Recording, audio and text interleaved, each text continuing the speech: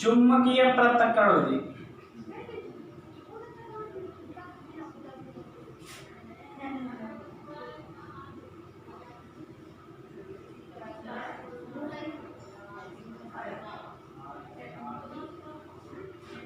तो देखिए इससे फेनप्रो विधि से सल्फाइड अयस्कों का संदर्भ किया जाता है और चुंबकीय पृथक्करण विधि से आपका लोहे अयस्कों का संदर्भ किया जाता है और जो आपका गुरुत्वीय पृथक्करण विधि होती है उससे उन अयस्कों का संदर्भ किया जाता है जिनकी घनत्व में अंतर हो, अर्थात अशुद्धियां हल्की हो, अयस्क भारी हो, अशुद्धियां हल्की हो। इससे भी इसी प्रकार देखिए चुंबकीय पृथक्करण विधि द्वारा अयस्कों का संदर्भ किस प्रकार किया जाता है। देखिए इसमें क्या होता है,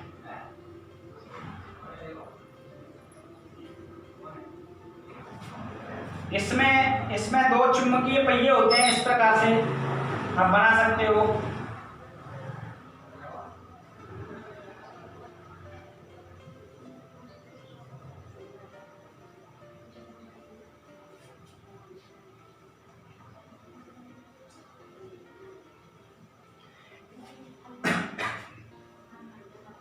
ये क्या, इसके अंदर दो चुंबकीय पहिए हैं और इन चुंबकीय पहियों को एक रबड़ बैंड से जोड़ दिया जाता है इस प्रकार।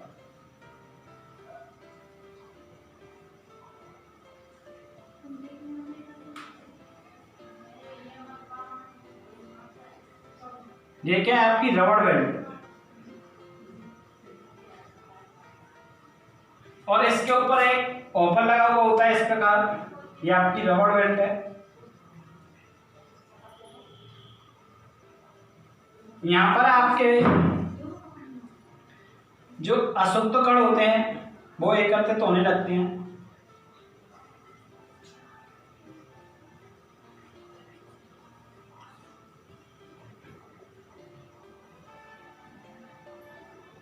और यहाँ पर जो आपके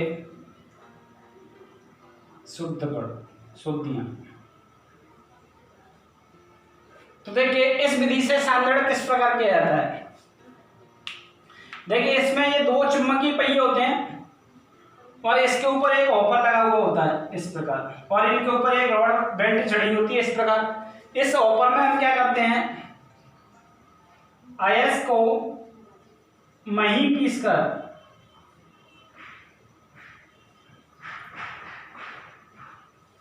इस हॉपर में अयस्क को क्या करते हैं, महीन पीसकर डाल देते हैं। तो देखिए इसमें देखिए इसका सांद्रण किस प्रकार किया जाता है, मतलब इस विधि से किसका, लोहे अयस्कों का सांद्रण किया जाता है। और किस प्रकार किया जाता है, देखिए कि इसमें दो चुंबकीय पहिए होते हैं और जिनके ऊपर एक रबड़ बैंड चढ़ी हुई होती है। फिर क्या करते हैं हम कि चूर्ण रूप में यानी पाउडर के रूप में अयस्क को महीन पीसकर इस हॉपर में डालते हैं और फिर इन पहियों को घुमाते हैं। तो जैसे जैसे आपके पहिए घूमेंगे वैसे वैसे ये बेल्ट भी आपकी घूमेगी।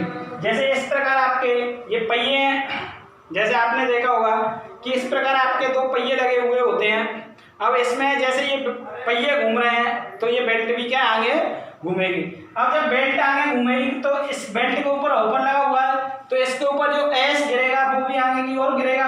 अब देखिए ये पहिए चुंबकीय एस लो है तो यहाँ से जो अशुद्धियां हैं, अशुद्धियां जैसे यहाँ से ये इसका ढलान बन जाएगा तो यहाँ से जो अशुद्ध कण है वो क्या गिरना स्टार्ट कर देंगे, और जो लोएस्ट है शुद्ध वो क्या है इस बेल्ट के ऊपर, लेकिन चुंबकीय पहिए के चिपकता हुआ नीचे तक आएगा। और यहाँ पर जैसे ये बेल्ट इस पहिए से अलग होगी कणों का गिरना स्टार्ट हो जाएगा। तो इस प्रकार अशुद्धियां अलग हो गई और शुद्ध कण अलग हो गए। तो यहाँ से इतनी बात समझ में आई।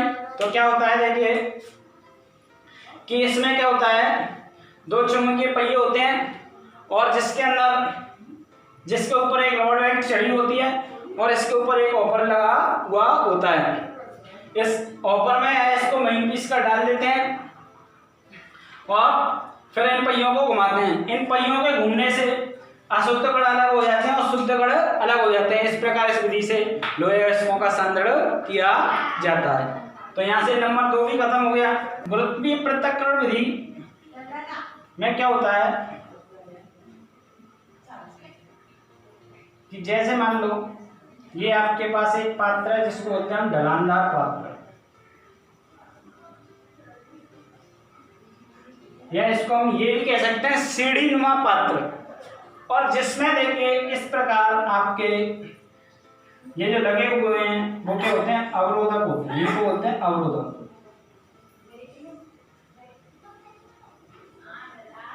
और इसमें हम क्या करते हैं, अयस्क को महीन पीस कर डालते हैं, और यहाँ पर एक नल लगा हुआ होता है,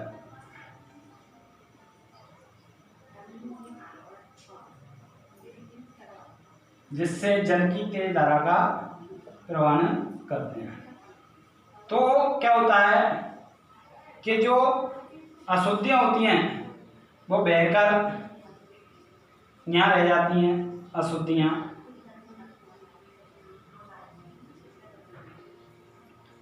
और यहाँ पर आपका क्या होता है,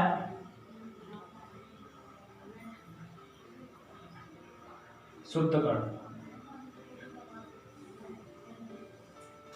तो देखिए इस विधि से,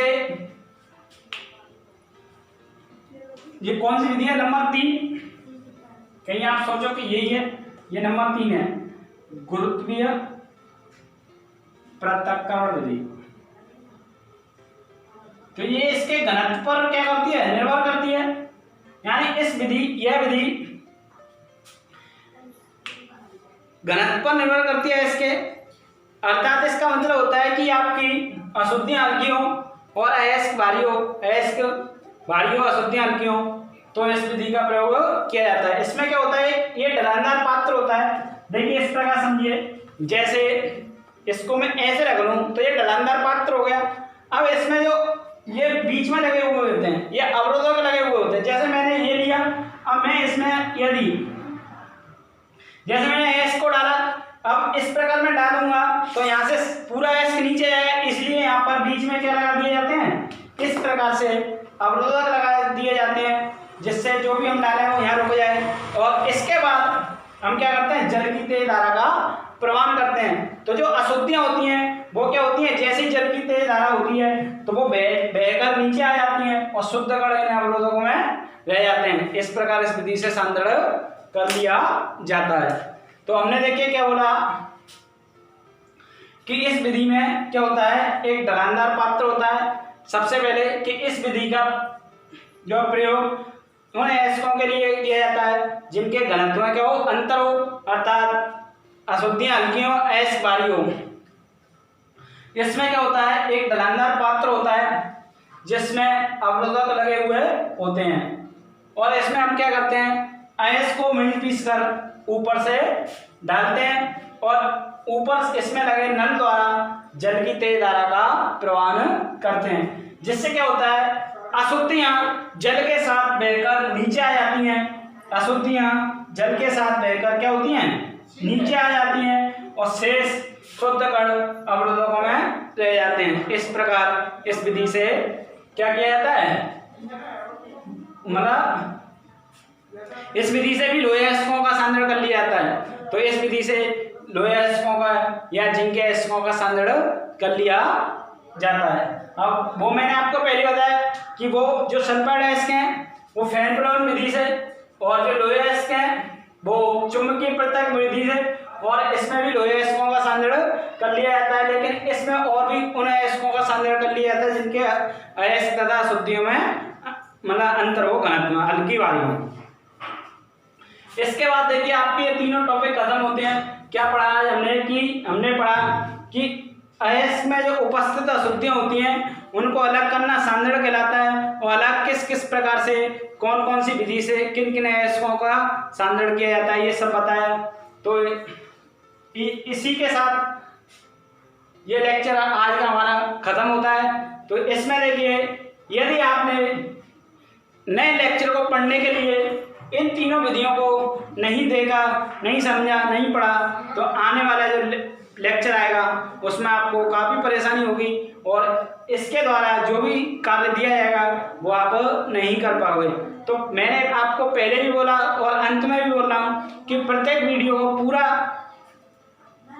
देखिए, प्रत्येक वीडियो को पूरा देखिए, किसी भी वीडियो को मिस मत करो और ना ही किसी भी वीडियो को क्या है आधा देख के छोड़ो, क्योंकि आधा देखोगे तो आगे जो भी टॉपिक है वो आपका छूट जाएगा, जिससे आपको आगे परेशानी होगी। तो आज के लिए इतना ही कहूँगा, धन्यवाद।